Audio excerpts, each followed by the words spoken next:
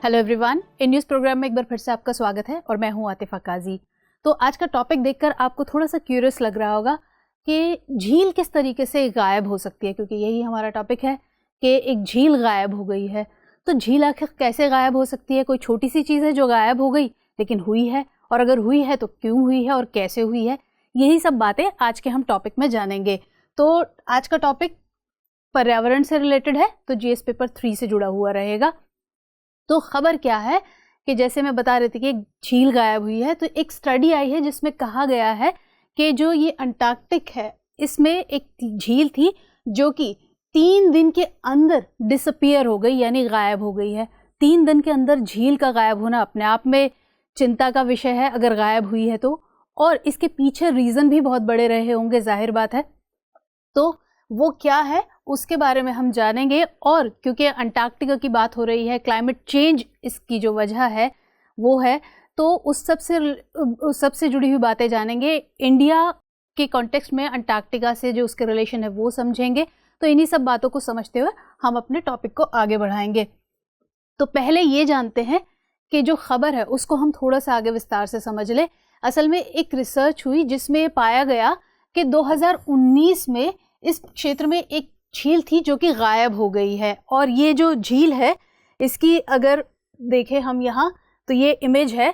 तो पहले ये इमेज थी इस तरीके से इसकी, और फर्क देख सकते हैं, बाद में ये ऐसी हो गई, यानी कि जो झील थी वो गायब हो चुकी है। तो ये रिसर्च में पाया गया है और यही बताया गया कि 2019 में इस तरह की घटना हुई थी। और इस पर एक तस्मानिया यूनिवर्सिटी है, इसके जो ग्लेशियोलॉजिस्ट थे उन्होंने इस पर पूरी रिसर्च की और इसको जारी किया है अपने रिसर्च को, जिसमें कि ये सारे आंकड़े बताए गए हैं। और इसको देखने के लिए, क्योंकि जो तस्वीर मैंने अभी दिखाई वो उपग्रह से ली गई थी, तो इसके अध्ययन के लिए, अनुसंधान के लिए कौन से उपग्रह का इस्तेमाल किया गया था? नासा का ICESat-2, इस उपग्रह का इसमें इस्तेमाल किया गया था।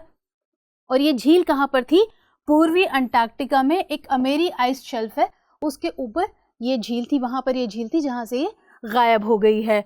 तो इस झील के गायब होने से क्या हुआ कि जो यहाँ पर इसमें 600 से 750 मिलियन क्यूबिक मीटर जो पानी था वो कहाँ चला गया? समुद्र के अंदर चला गया। यानी झील इस तरीके से गायब हो गई कि उसका पानी पूरा समुद्र में चला गया। और ये जो रिसर्च थी ये एक साइंटिफिक जर्नल में प्रकाशित हुई जिसका नाम है जियोफिजिकल रिसर्च लेटर्स। ये एक अमेरिकी साइंटिफिक जर्नल है और इसके अंदर ही ये जो शोध था ये प्रकाशित हुआ था।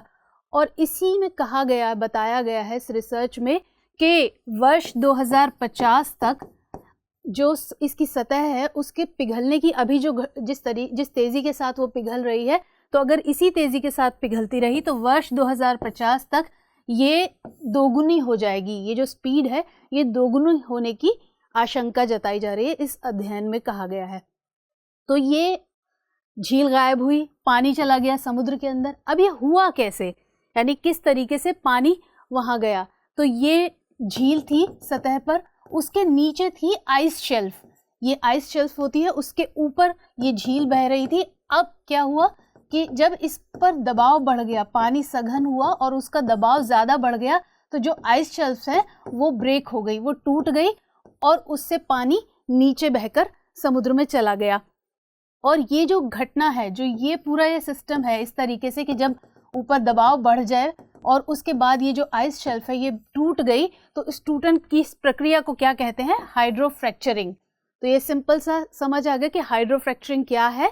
हाइड्रो यानी पानी से जुड़ा हुआ है, फ्रैक्चर यानी कि टूट जाना, टूटन। तो ये पूरी इस घटना की वजह से ये झील इस तरीके से गायब हुई कि यानी पानी नीचे से निकलकर समुद्र में चला गया और ऊपर झील गायब हो गई पूरी तरह।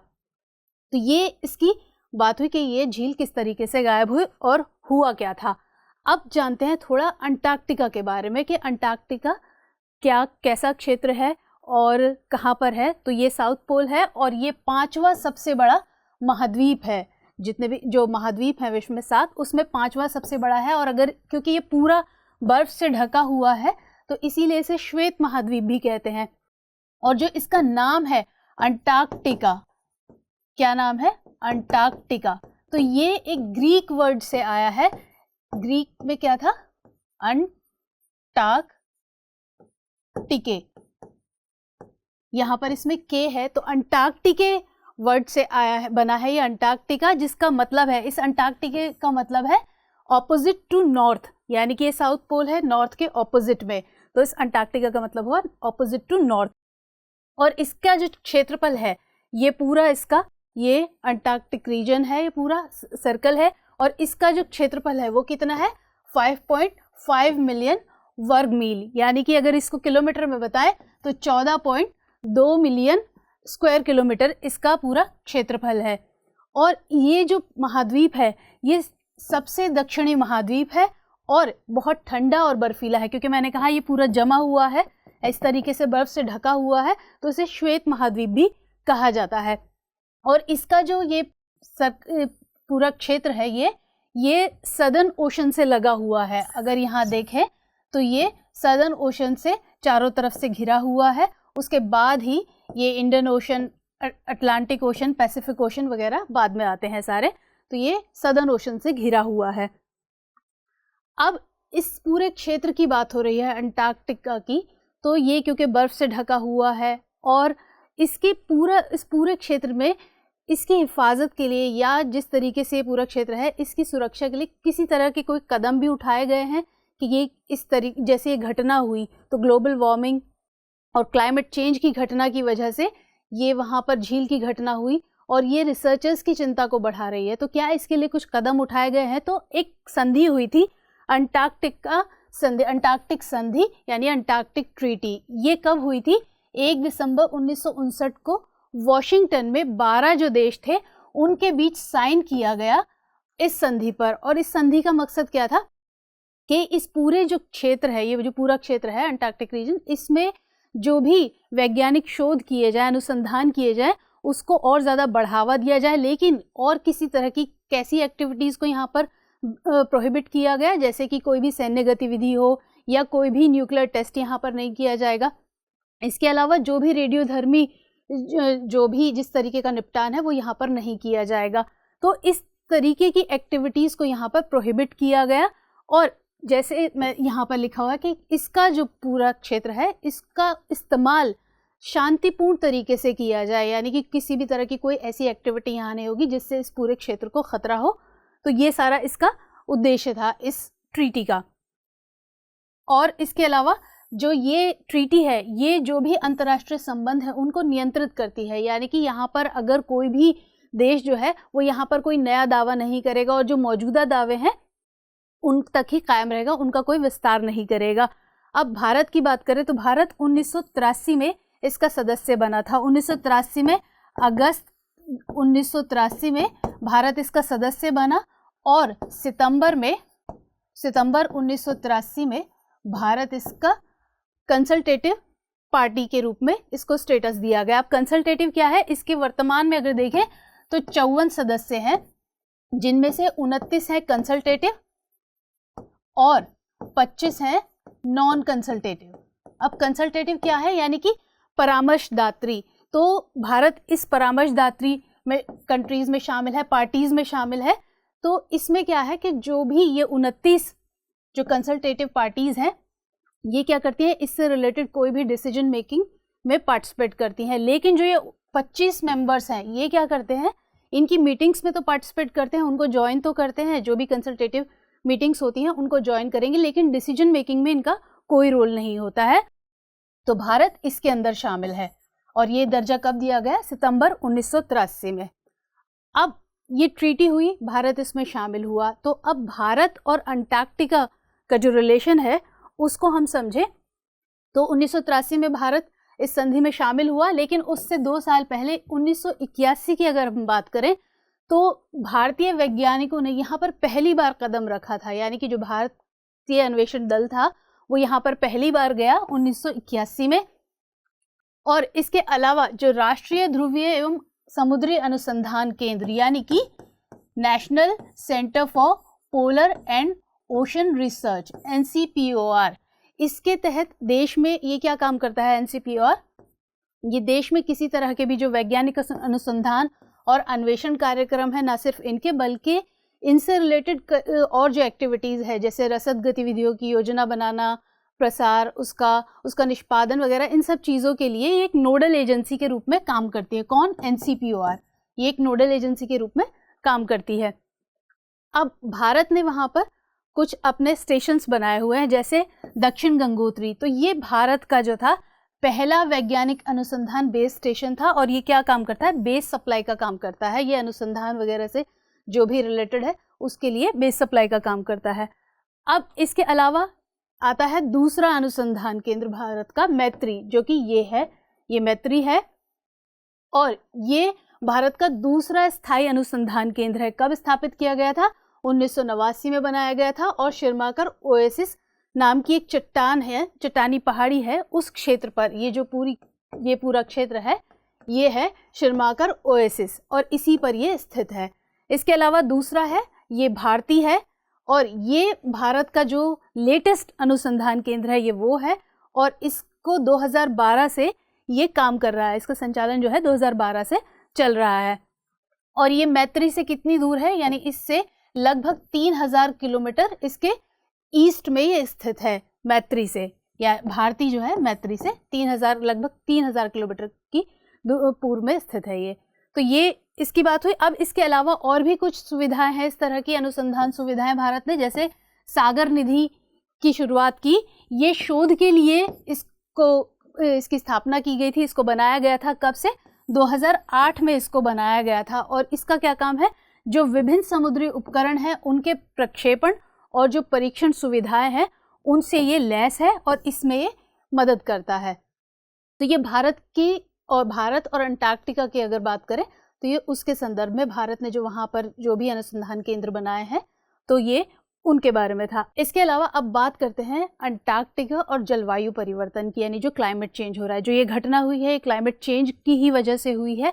तो अभी थोड़े दिनों पहले हमने इसी पर एक प्रोग्राम बनाया था कि जो अंटार्कटिका में जो आइस शीट्स तेज़ी के साथ जो पिघल रही हैं, तो उनसे रिसर्च में पाया गया है कि उनसे सी लेवल जो है वो 20% तक बढ़ सकता है। ये हार्वर्ड यूनिवर्सिटी की एक रिसर्च थी, और इस पर हमारा पूरा प्रोग्राम था। लिंक आपको डिस्क्रिप्शन बॉक्स में दे दिया गया है, वहाँ जाकर आप इसको डिटेल में पूरा देख सकते हैं।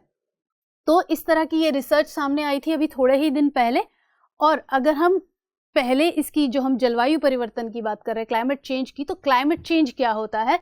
असल में जो भी स्थानिक या वैश्विक जलवायु है उसमें अलग अलग कारणों से जब परिवर्तन होता है तो उसी को हम कहते हैं जलवायु परिवर्तन या क्लाइमेट चेंज। अब अंटार्कटिका की बात हो रही है, तो इसमें अभी हाल की रिसर्च में ये पाया गया है कि जो अंटार्कटिक प्रायद्वीप है, ये जो पृथ्वी है उसका सबसे तेज़ी से गर्म होने वाले क्षेत्रों में से एक है। जो पूरा एरिया है बहुत तेज़ी के साथ जो भी क्षेत्र गर्म हो रहे हैं उनमें से ये एक है। और पिछले 50 वर्षों में यहाँ पर कितनी, लगभग 3 डिग्री सेल्सियस जो तापमान है वो यहाँ पर बढ़ा है, यानी पिछले 50 वर्षों के अंदर अंदर। तो ये एक चिंताजनक आंकड़ा है जो कि इस शोध में बताया गया है। और ये शोध जो है वो जारी किया, असल में यूएन ने एक अभी थोड़े पिछले साल के लिए जो वहाँ पर अंटार्कटिका जो क्षेत्र है इसके लिए सबसे गर्म जो टेम्परेचर है वो रिकॉर्ड किया। कितना? 18.3 डिग्री सेल्सियस ये अंटार्कटिका में रिकॉर्ड किया गया था, तक का हाई रिकॉर्ड जो था यहाँ पर पाया गया। तो इसी में ये बताया गया कि जो उच्च दबाव वाली यानी हाई प्रेशर सिस्टम से किस तरीके से डाउन स्लोप विंड्स यानी कि नीचे की तरफ बहने वाली जो पवनें हैं उनका निर्माण होता है, और वो किस तरीके से जो स्थानीय सतह है उसको गर्म कर रही है। और ये यहाँ पर जिस तरीके जो ये घटना हो रही है इसके लिए किस तरीके से जो और ज़्यादा उसके लिए सही काम कर रहे हैं, यानी कि यहाँ पर जो घटना जिस तरीके से हो रही है तो उसको ये डाउन स्लोप विंड्स की वजह से और बढ़ावा मिल रहा है। और इसी में बताया गया कि 19वीं सदी के बाद, यानी अभी ज़्यादा टाइम नहीं हुआ, 19वीं सदी के बाद से ही जो पृथ्वी की सतह है उसका औसत तापमान कितना बढ़ा है? 1 डिग्री सेल्सियस की बढ़ोतरी हुई है। 1 डिग्री सेल्सियस बढ़ गया। और ये कहा गया है कि अगर ये तापमान 2 डिग्री सेल्सियस और बढ़ जाता है, यानी 1 डिग्री सेल्सियस बढ़ गया और 2 डिग्री सेल्सियस और बढ़ जाता है, तो उससे क्या होगा कि ग्रीनलैंड और जो पश्चिम अंटार्कटिक है उसके ऊपर की बर्फ पिघल सकती है। यानी कि इसमें यह आशंका जताई गई है कि अगर इतना तापमान बढ़ गया तो यहाँ पर जो बर्फ की चादरें हैं वो पिघल सकती हैं, और उससे क्या होगा, जब ये बर्फ़ की चादरें पिघलेंगी तो उससे जो समुद्र का जल स्तर है वो तेज़ी के साथ बहुत ज़्यादा बढ़ जाएगा। कितना, 13 मीटर यानी कि 43 फीट, अगर फीट में बात करें तो उसको ऊपर उठाने के लिए पर्याप्त होगा। तो अपने आप में सोचने वाली बात है कि अगर समुद्र का जलस्तर 13 मीटर तक ऊपर उठ सकता है, उठ जाए अगर, तो कई सारे जो द्वीपीय देश हैं वो डूबने की कगार पर आ जाएंगे, डूब जाएंगे। तो ये एक बड़ा खतरा है और एक चेतावनी भी है, और ये सही मायनों में चिंता का विषय है जो रिसर्च के अंदर बताया गया है। तो अब हम जो सारी बात कर रहे थे कि किस तरीके से जो अंटार्कटिक क्षेत्र है उसके अंदर वहाँ पर जलवायु परिवर्तन की जो भी घटना है उससे किस तरीके से वहाँ पर और घटनाएं देखने को मिल रही हैं, तो इन सब से निपटने के लिए कुछ कदम भी उठाए जा रहे हैं, लेकिन फिर भी उनको पूरा करने में कुछ चुनौतियां हैं। जैसे अभी हाल ही की बात करें तो ये जो कोविड-19 महामारी है, इसका असर सभी क्षेत्रों पर पड़ रहा है। तो ये सरकारों के सामने, सभी देशों के सामने लगभग एक बड़ी चुनौती बनी हुई है कि इसके साथ साथ जो और विकास है उसको कैसे साथ लेकर चला जाए या इससे किस तरीके से उबरा जाए। तो ये एक बड़ी समस्या बन रही है। और इसके साथ साथ जो देश हैं जिस तेज़ी के साथ कार्बन उत्सर्जन कर रहे हैं, तो उससे जलवायु परिवर्तन तेज़ी के साथ हो रहा है। और इसमें एक समस्या है कि जो नवीकरणीय क्षेत्र हैं उनका विकास धीमा हो रहा है, यानी उनका जिस तेज़ी के साथ विकास होना चाहिए, उनका इस्तेमाल जिस तेज़ी के साथ होना चाहिए वो ना होकर, तो उससे कार्बन उत्सर्जन तेज़ी के साथ हो रहा है। तो और इस पर ज़रूरत ये है कि सभी मिलकर पूरी तरीके से विचार करें, जो पेरिस एग्रीमेंट है उसको सही तरीके से लागू करें, उसको अपनाएं सभी अच्छे तरीके से। तो इसमें एक जो समग्र चिंता या विचार है उसका अभाव है कि अभी भी, क्योंकि बहुत सारे देश कार्बन उत्सर्जन कर रहे हैं, नवीकरणीय क्षेत्र का धीमा विकास हो रहा है, और तो इसी को लेकर सभी को साथ साथ विचार करने की ज़रूरत है, सही तरीके से गंभीरता के साथ विचार करने की ज़रूरत है, जिसका कि अभाव देखा जा रहा है। लेकिन इसमें कुछ उपाय किए जा सकते हैं, यानी कि कुछ आगे कदम उठाए जा सकते हैं इन सबको दूर करने के लिए। तो वो क्या है? सबसे पहले तो ये कि जिस तेज़ी के साथ घटनाएं बढ़ रही हैं, तो ऐसे में अब ज़रूरत है कि तत्काल उपाय किए जाएं, यानी कि बिना देरी के साथ जो उपाय है उनको किया जाए, उनको अपनाया जाए और उनको लागू किया जाए, ताकि इस तरीके की घटनाएं रुकें। ज़्यादा से ज़्यादा वनारोपण किया जाए, पेड़ों को लगाया जाए और जनसंख्या को नियंत्रित किया जाए, जनसंख्या नियंत्रण पर ध्यान दिया जाए। और जिससे क्या होगा, जो शहरीकरण की समस्या है वो जो तेज़ी के साथ जैसे शहरीकरण हो रहा है, सुनियोजित तरीके से नहीं है, तो उस पर भी ध्यान दिया जाए, जनसंख्या नियंत्रण करे और सुनियोजित शहरीकरण पर यानी प्लान्ड अर्बनाइजेशन पर भी ध्यान देने की ज़रूरत है, जिससे कई सारी समस्याओं का निपटारा हो सकता है। कार्बन क्रेडिट प्रणाली पर भी ध्यान देने की ज़रूरत है। इसके बारे में हम कई सारे टॉपिक्स में डिस्कस कर चुके हैं इसको पूरा, तो उनका लिंक आपको डिस्क्रिप्शन बॉक्स में दे दिया जाएगा। तो इसके साथ साथ ये सारे जो भी काम है इन पर और जो रिसर्च वगैरह होती हैं, तो उनके लिए जो भी अवलोकन किया जाता है, जो पूर्वानुमान किया जाता है और जो भी प्रारंभिक चेतावनी प्रणाली है उसको और ज़्यादा मजबूत किया जाए, यानी कि जो भी इस तरीके से इस पर ध्यान दिया जा रहा है उसको और ज़्यादा आगे बढ़ाया जाए, उसकी मजबूती को और बढ़ाया जाए, ताकि इन सब के बारे में और अच्छे तरीके से योजना बनाई जा सके और उसको लागू किया जा सके, उस पर अमल किया जा सके। और संतुलित विकास को लेकर चलना होगा, यानी जो विकास है, डेवलपमेंट है, वो बैलेंस्ड हो, किस तरीके से इस पर ध्यान देने की ज़रूरत है। जैसे हमने कहा, कोविड की वजह से जो सभी क्षेत्र हैं वो अस्त व्यस्त से हो गए हैं, तो ज़रूरत ये है कि सभी क्षेत्रों को साथ लेकर किस तरीके से चलना है, क्या उसके लिए स्ट्रैटेजी होनी चाहिए, इन सब पर ध्यान देने की ज़रूरत है ताकि डेवलपमेंट बैलेंस्ड हो सके। तो अब आप चलिए प्रश्न नोट कर लीजिए, फिर आगे बात करते हैं। हाइड्रोफ्रैक्चरिंग से आप क्या समझते हैं? अंटार्कटिक क्षेत्र में इस घटना के क्या प्रभाव पड़े हैं? तो यहाँ हाइड्रोफ्रैक्चरिंग की बात हुई। हाइड्रोफ्रैक्चरिंग मैंने बताया कि क्या होती है और उसका असर किस तरीके से पड़ा है। अभी जो आज की घटना हमने देखी, जो हम न्यूज़ में देखा, तो उसके और आगे क्या परिणाम हो सकते हैं, किस तरीके से इस पूरे क्षेत्र पर इसका असर पड़ सकता है, तो ये आपको इस प्रश्न में बताना है। तो अच्छे से प्रश्न के उत्तर लिखने की प्रैक्टिस कीजिएगा, इसको समझकर अच्छे तरीके से, और अच्छे से पढ़ते रहिएगा, तैयारी करते रहिएगा। मिलेंगे हम अगले टॉपिक में किसी और इम्पॉर्टेंट टॉपिक के साथ जो आपके एग्जाम के पॉइंट ऑफ व्यू से इम्पॉर्टेंट होगा। तो तब तक के लिए जय हिंद।